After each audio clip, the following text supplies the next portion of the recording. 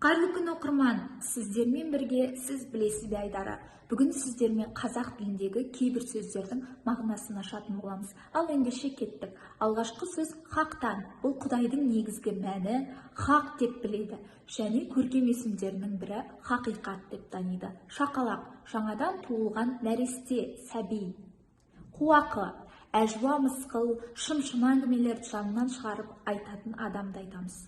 Суға кетпесін салың, үмітің үзілмесін, көңілің қалмасын деген мағынада қолданылады.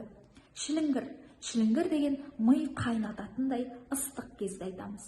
Тасаттық. Тасаттық бұл көпшілік қауым болып жиналып, құрбандық шалып, сауабын әруақтарға бағыштап, Құран оқылып, Құдайдан жаңбыр жауын тілеп ниет ететін рәсімді айтамыз. Келесі езідеу. Күннің ыстық кезінде қойдың жатып қалуымен тұмсығын бір-бірінің көлеңкесіне жасырып топтанып тұруын айтамыз.